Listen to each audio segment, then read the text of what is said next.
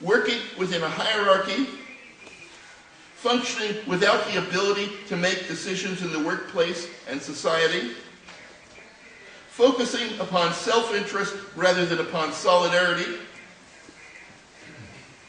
These activities produce people on a daily basis. It is the reproduction of the conservatism of everyday life. It's the reproduction of the elements of capitalism.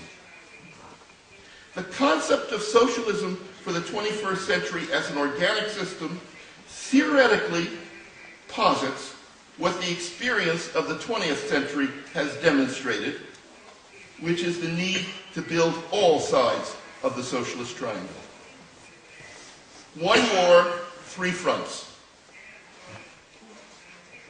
In the absence of a struggle to subordinate all the elements of the old society, the new society is inevitably infected by the old society. And the matter is worse if we choose homeopathic medicine to cure the infection. In short, rather than build upon defects, such as the orientation toward material self-interest that Marx warned about in the Critique of the Gotha program, and of course Che Guevara warned about, the point is to subordinate those defects.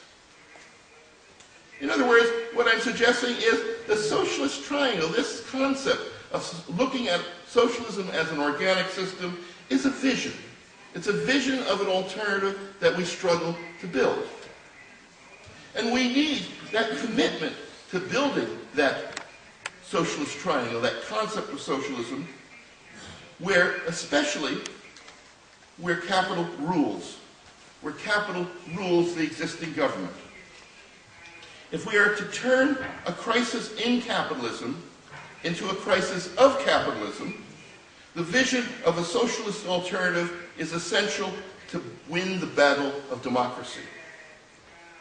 We need to challenge the perception that the requirements of capital are self-evident natural laws, and we need to struggle to build a new common sense based upon the workers' own need for development. But how else can we do that but by putting forward explicitly the vision of a socialist alternative? The concept of the socialist triangle points to the need to struggle against private ownership of the means of production, against hierarchy and despotism in the workplace and community, and against production for private gain rather than social needs. It calls for a war on all three fronts.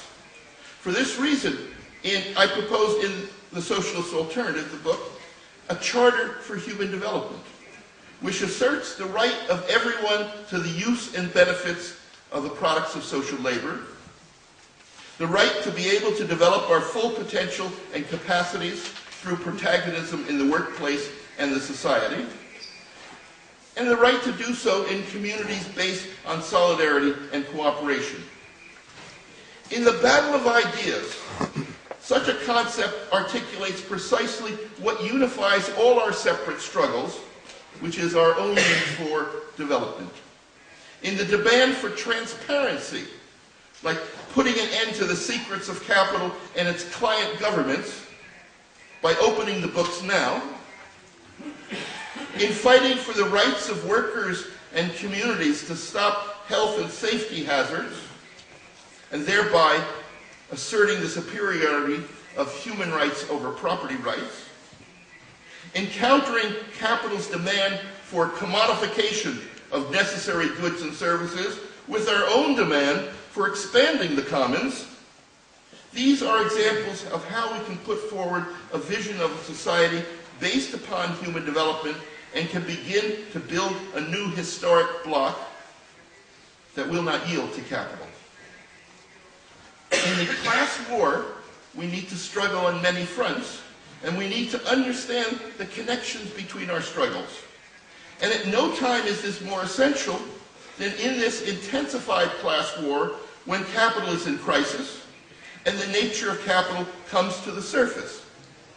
This is the point when it's possible to demonstrate clearly the gap between the logic of capital and the logic of human development. This is a point which provides a unique opportunity to shatter the idea that that accepting the demands of capital is common sense and that there is no alternative. Of course, we know that when capital is in crisis, there are always two options: to give in or to move in.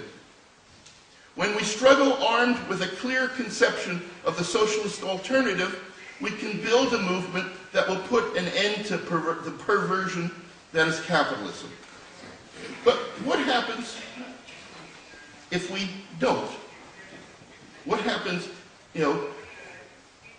because it's certainly possible that as a result of our ideological disarmament, the current struggles against the capitalist offensive ultimately may lead to a glorious defeat. It's possible, but we must take the chance, and there are many reasons why. In the absence of strong political movements on the left, the response in advanced capitalist countries is one likely not to be analyzed well by political economists like myself, but rather by psychologists. For example, in the United States, where of course it's a matter of faith that this is the greatest country in the world, the reaction to the changing world capitalist economy is a tendency toward protectionism, xenophobia, which is manifested in particular in attacks against Muslims, quick military solutions, racism, and attacks on immigrants who are seen as stealing good jobs. In short, the response is to look for scapegoats, those who are seen as responsible for stealing the birthrights of the true Americans. This is in the United States. And as we can see in Europe, the example of the fascist attacks on the Roma people in Hungary, and here, the growth of the fascist and Nazi movement, we see before us the specter of barbarism. And in the struggle against barbarism, we need to be clear about some things. And one is the old concepts of socialism. The characteristics of socialism of the 20th century will never challenge the mass psychology which prevails in advanced capitalist countries. If there's anything clear in the reaction of masses in developed countries to the initial appearance of the crisis within capitalism, it is that the concept of a big state, of verticalism, of interference by distant entities, not only big government, but also big companies, is precisely what people do not want. For them, that is the enemy. Accordingly, what I'm suggesting is the concept of socialism for the 21st century, with its emphasis upon communal councils, workers' councils, local democracy, is the only way to make inroads on the working class of the advanced capitalist country. The only way to make inroads on the working class of the advanced capitalist countries at this point. What people respond to favorably is the idea of local decision-making and the ability to make the decisions which affect their lives. And they do so precisely because that is the option that has been taken away from them in advanced capitalist countries. Those are precisely the elements, that local struggles are precisely elements needed for the battle of ideas in order to struggle against the specter of barbarism. But what happens if we aren't able to stop capitalism? If we aren't able to turn a crisis in capitalism into a crisis of capitalism? I mentioned the idea of capital being able to restructure itself.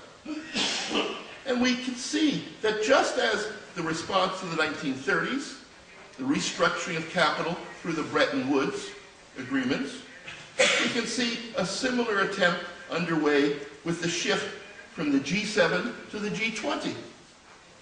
In other words, capital is responding to the crisis by the incorporation of new emerging capitalist powers, such as Brazil, Russia, India, and China.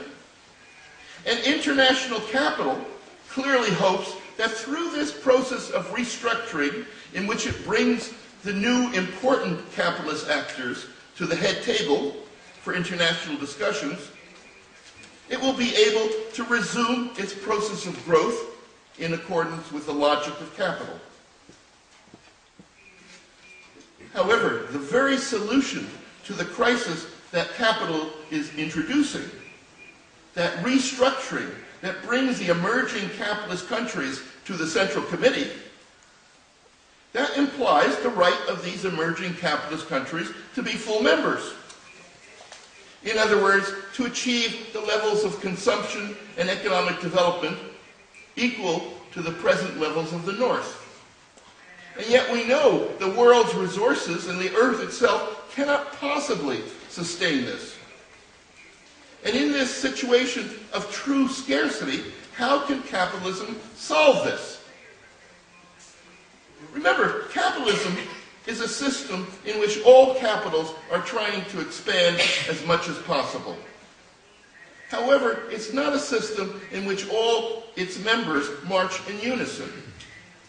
And as Lenin explained with respect to World War I, the combination of uneven rates of development and scarcity is a major source of conflict among capitalist countries. In this situation, the new emerging powers want redivision. Redivision of resources, redivision of industrialization, redivision of the right to emit carbon. The struggle is on. It's a struggle over access by capital to scarce resources, energy, water, and food. And clearly, in this world of immense inequality, exclusion, and starvation, we do need redivision if we're ever to achieve the goal of ensuring the overall human development of everyone. We want a world, a socialist world, in which the free development of each is the condition for the free development of all. But capitalist redivision is a process of struggle over the right to exploit. It is a struggle not only among capitals, but against the exploited and the excluded of the world. And could we at all doubt that this struggle will become more intense as the logic of continuing capitalist expansion comes up against the reality of natural limits?